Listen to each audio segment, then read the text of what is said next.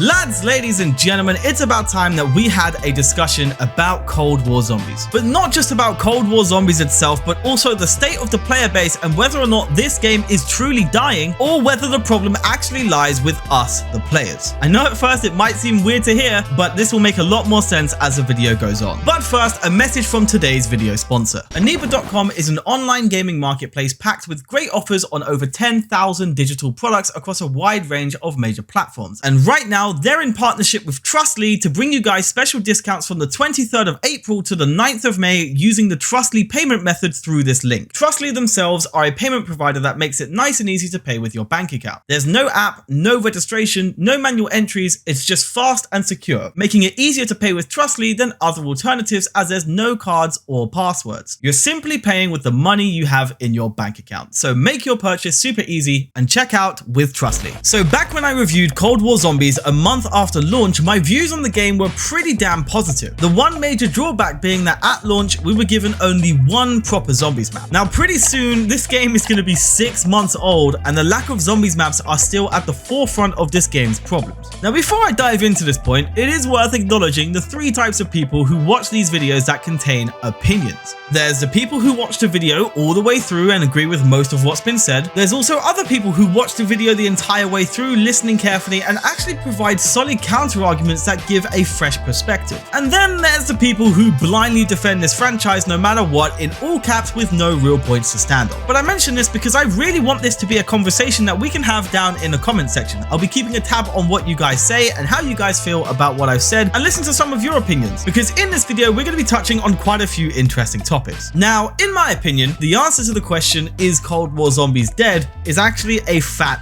no. This game does bring a lot of awesome features to the table that I touched on in my review video. This game really is doing a lot of things right. But if you were to ever so slightly alter that question and ask, is Cold War Zombies dying? My answer, unfortunately, if I'm being honest, is yeah, it kind of is. Now let me be clear and say that I don't want this game to fail, and I'm not just hating on it blindly. Statistically, in fact, it's actually doing very well. But some of the long-term die-hard fans, including myself, are slowly backing away from it, and interest is being picked up instead by a new wave of Zombies fans. Going back to what we touched on earlier, the biggest downfall for me isn't core gameplay functionality like in the case of Black Ops 4, but it is straight up the lack of maps. People can argue all they want about how Outbreak and Onslaught have technically brought more maps to the table than ever, but from my perspective, these game modes are really designed to be fun fillers until the next major map release, and instead, Outbreak has seemingly taken a front seat in delivering new Zombies content as if it's almost of higher priority. Perceiving repurposed multiplayer maps as full Zombies experiences doesn't sit too well nowadays in my opinion, particularly when they haven't actually received any Zombies themed makeovers. And sure, you can use my love of World at War against me here by comparing those maps to their multiplayer counterparts, but that was way back during the inception of a mode that was simply a prototype that almost never saw release. Times really are different now. So to wrap up that point, in my head, Cold War Zombies still has two maps. We have Firebase Z and we have D Machine. And naturally, I draw that to comparison of Black Ops 4, Black Ops 3, and so on, all of which had more maps at this point in the game's life cycle. And so it's very easy to just say it isn't enough. Now, Outbreak is great, but for me as an old school Zombies fan, it simply doesn't hold the same level of replayability as a traditional Zombies map release. But is that really the case? Story time. I was playing Black Ops 1 recently, a game that I still love to this day because of the old school weapons and gritty atmosphere, you know how it is. But I couldn't help but wonder, taking hardware limitations out of the equation, and of course how impressed we'd be at the time for it to have been achieved, would I have responded to Outbreak better if something similar was released in this game? And the answer, honestly, was kind of a straight up yes. It's strange to say, but I honestly feel like if a similar thing to Outbreak came out in the days of Black Ops 1, I'd still be jumping back into it from time to time to this day, like I do already with maps like Ascension. I mean, I can make a whole video on why I love Black Ops 1 so much, but aside from the atmosphere, old school weapons, and just that classic Zombies feel, the game was straight up reliable. There were no crazy bugs, your game didn't crash when you went to a high round, there was a lot of things that they just did right, and it was great straight out of the gate. But that's not the point I'm making. The question is, why is it that I and a fair few others have managed to find ourselves kind of bored of Outbreak in Cold War? What is it about Cold War that just makes me feel like it is less of a game than a game from 2010? Well, you could point it out again to the fact that Outbreak has been played heavily to compensate for the fact that we only have D Machine and Firebase Z to rest on. But I also couldn't help but just think, am I the problem? Even if I feel like I'm being objective, there's a very likely probability that nostalgia is working its magic in the back of my head to make games like Black Ops 1 feel like they've aged far better than they really have. I mean, Cold War offers a fully fledged ranking system, means to unlock an ever-evolving library of new weapons,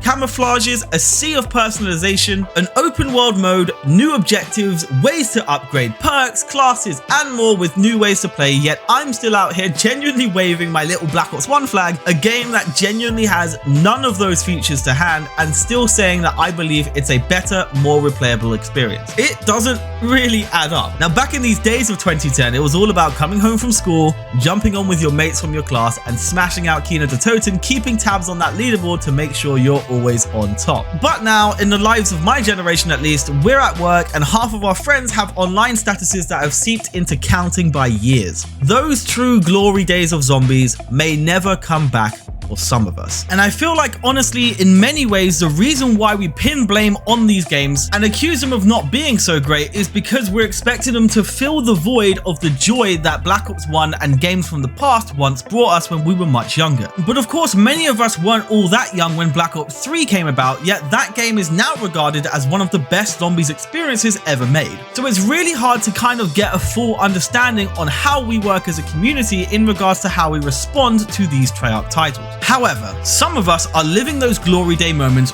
right now by coming home from school and hopping into Outbreak with their best buds, or maybe catching their favorite streamers, and that to me is a beautiful thing. Treyarch have exceeded themselves in so many ways this year, especially during a global crisis in which development must have been so much harder to carry out. But it doesn't change everything. Taking a slight turn from that beautiful light, the game really is genuinely in dire need of a new full zombies map release soon, because interest in the game shared by decade-long fans is slowly dwindling down. My girlfriend, for example, a player of zombies since 2010, said that she feels like DLC packs and season passes actually worked out better as a system and that they should actually bring it back, which at first caught me off guard, but when you really think about it, I can actually see her point. Call it a complete U-turn of what the community wants, but at least with a DLC season, you knew exactly what to expect when you invested into the game. You get your X amount of multiplayer maps and your Y amount of zombies maps during the year, and I must say I do miss that level of clarity. Treyarch's new business model of having free in-game content really works as exactly that, a business model. I myself fall into the incredibly large amount of people who have ended up spending more money on this game than on other titles that actually included a season pass by grabbing the occasional pack of COD points for that awesome bundle that you just know would look incredible when this game presumably has enough content at its disposal for you to flex it. But that's purely assumptive. I personally am buying these bundles because I want to be ready for when this game kicks ass, but we're not quite there yet, and we don't actually know if we ever will get there. But to be fair, that's just business, and you could very easily, just not get those packs. But the whole point that I'm trying to make here is that by having a paid DLC season, you were told exactly what you'd be getting instead of being left guessing. It's that clarity of the game's future that I see as something that could really drive this game forward. Now, I'm not necessarily saying we should go back to actual paid DLC, as that's a whole other conversation, but transparency from the devs is absolutely crucial. I feel like one of the largest reasons for the community shunning Black Ops 4's season pass was not the fact that it was a premium year of content, but more so that the Ether story, the one that we were all invested in, purely got reimagined maps from previous games. And what made Zombie Chronicles, on the other hand, so successful is that it was an extra bonus surprise as opposed to being integrated into the season pass. People were thinking that by buying Black Ops 4's season pass that they were getting completely all new maps, but instead Gold Trophy still remained as the last truly all new Ether Zombies experience. If they'd made new maps instead and isolated the reimagined ones as separate DLC for later on, fans would have received it much better. I mean, if we're talking remasters, honestly, even if Cold War announced a remastered DLC pack featuring current gen reworks of the classics, I'd be ecstatic. Remasters themselves weren't the issue, but rather trying to integrate classic maps into a premium year of new content was the real problem in my opinion. But like I said, this is a whole other conversation. But the reality is this. From my perspective, Cold War Zombies is starved of content right now, but it does have the potential, even still, of being something truly great. The problem is, right now, none of us really know what this game is going to look like 7 months from now and what that Zombies menu will have to offer us. Perk mechanics, upgradability, and ranking do feel great, albeit slightly unbalanced, though slowly but surely with moves like making weapon unlocks now achievable in Zombies, Treyarch are taking strides in the right direction. But it's also clear that as time between the new map releases increases, the interest in the mode for an accelerating number of people is fizzling out, especially with recent news that we may not see a third Zombies map until Season 4, which would take us well into June for a third map. Now obviously the pandemic and their focus on Outbreak could have easily impacted development for this third map, but without enough communication from Treyarch, those thoughts are left to the background and we're instead focusing on the fact that this is actually the slowest release of COD Zombies maps since World at War. So how can this game be revived and kept alive? Well, number one, transparency from the developers, even if that means delivering some bad news on how COVID may have impacted development. Number two, prepare a solid level of content post year one. Call me crazy, but I think a Zombies Chronicle 2 could really come in handy here. And point three, retain the player base's interest in the meantime. Consider making rewards for playing Zombies more generous for the time being, and for the love of God, please fix the XP rates. But lads, ladies and gentlemen, that concludes this long kind of ramble on video about my thoughts on Call of Duty Cold War. If you did enjoy the video, please be sure to leave a like, subscribe if you're new, and I will be keeping tabs on that comment section to see your thoughts. But thank you guys again so much for watching, and I hope to catch you soon. Cheers.